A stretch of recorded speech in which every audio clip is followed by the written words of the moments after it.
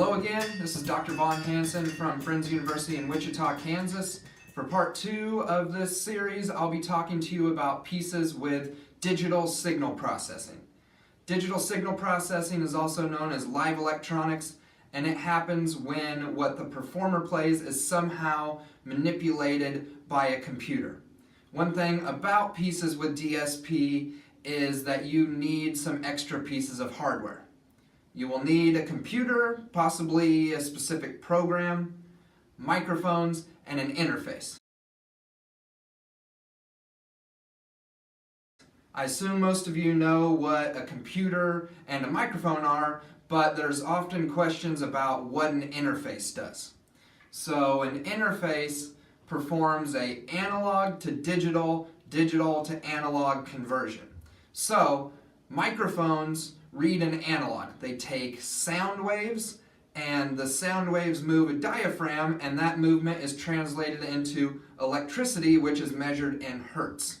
And then that is sent to the computer, but the computer only reads digital. It doesn't know what to do with hertz, so it goes into the interface. The interface turns the hertz into a series of ones and zeros, which is what a digital signal is, and then the computer says, hey, I can read that. And so the computer takes those ones and zeros, manipulates them somehow, sends them back to the interface, and then the interface turns those ones and zeros back into hertz, sends them out to the speakers, which are also an analog device. So that was your analog to digital, digital to analog conversion, and that's why you can't perform pieces with digital signal processing without having an interface. Most of the performance considerations in DSP are the same as they were with fixed media. As I explained in part 1, I use chamber music principles to balance the solo part and the electronics, and I find points of synchronization. But in DSP, there are a few other variables to consider.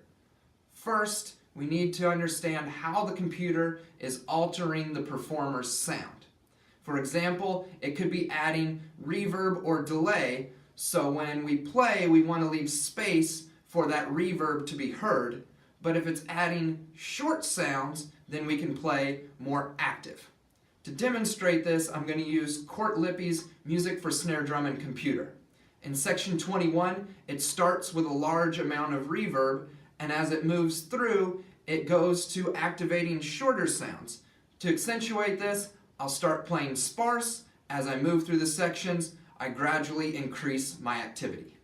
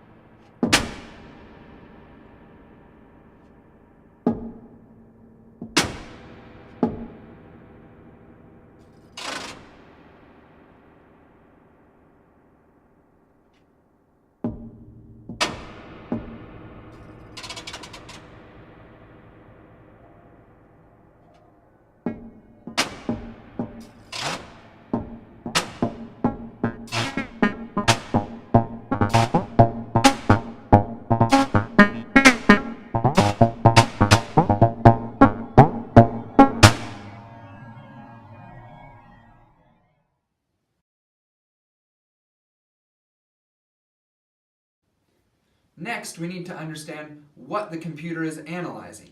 The easiest way to figure this out is to contact the composer.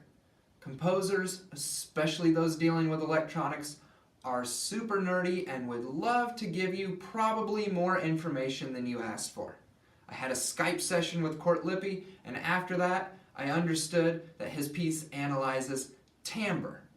Timbre is the color or the texture of a sound, and we can alter this on the snare drum by playing on different areas of the head or playing various extended techniques like hitting the rim or hitting rim shots. Something else that is interesting and unique about pieces with DSP is the ability to improvise and directly interact with the computer. In the improvised sections, we can bring out our own voice and our own interpretation by by deciding what we think is interesting and showing that we are directly responding to the computer sounds. Cort Lippe's piece is a guided improvisation, so I'm going to use sections 5 through 11 to demonstrate everything I've talked about so far. In section 5, it starts out with the computer playing short sounds in response to what the performer is doing. As the sections go along, the computer sounds get longer and more interesting. So I'm going to start playing very active and then eventually leave more and more space for the computer. As I go along, I'm going to change the balance from the snare being the most important part to the computer being the most important part. And since I know that this piece analyzes timbre, I'm going to play on various areas of the snare drum.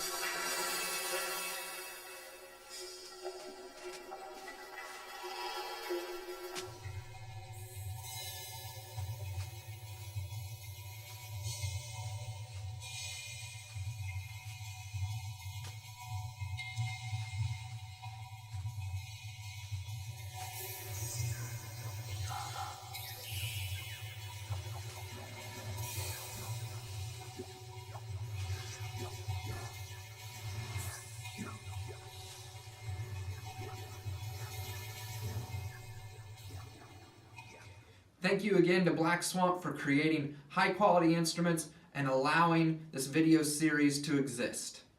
If you want to see my full performance of music for Snare Drum and Computer by Cort Lippe, you can follow the link in the description, or you can go to my website, vonhansenmusic.com, and please follow Von Hansen Music on Facebook and Instagram. Thank you.